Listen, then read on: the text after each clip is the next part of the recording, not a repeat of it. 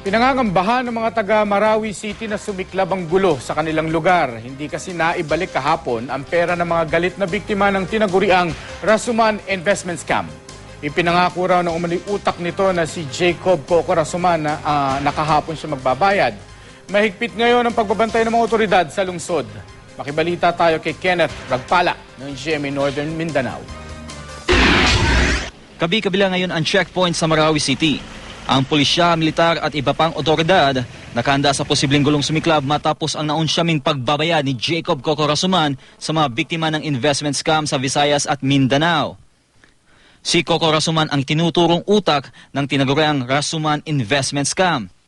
Kahapon ang ipinangakong petsa ni Rasuman sa pagbabalik ng pera ng mga investor. Pero hindi ito natuloy dahil naka-freeze daw ang lahat ng assets ni Rasuman at wala siyang mapagkunan ng pambayad. Pinangangambahan ng mga taga-Marawi na posibleng maging marahas ang susunod na hakbang ng mga galit na investors. Nag-pour in kami ng additional troops coming from other municipalities. And in fact, literally, we have soldiers in every corner. Ilang araw na rin walang klase sa mga paaralan. Halos wala na rin nagdarang sasakyan sa mga kalsada. Maging ang ilang ahente ni Rasuman, abot langit araw ang takot na baka balikan ng mga investors. Karon naabot ang mga investor, gikan pa sa Maynila. Oo. Ang akong gisalubong sa ila nagahilak ko. Unsaon, ingon ko kumpatyon mininyo na wala man mikihatag. Patuloy naman ang pakiusap ng Regional Prosecutor's Office sa mga nabiktima umano ng scam. Let the law takes its natural course.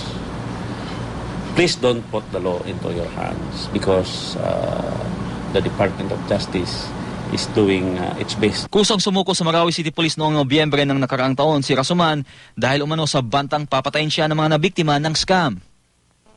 Mahigit 1 bilyong piso ang natangay umano ng Rasuman Group mula sa mga investor.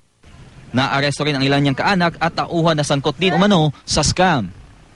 Nahaharap sila ngayon sa kasong syndicated estafa.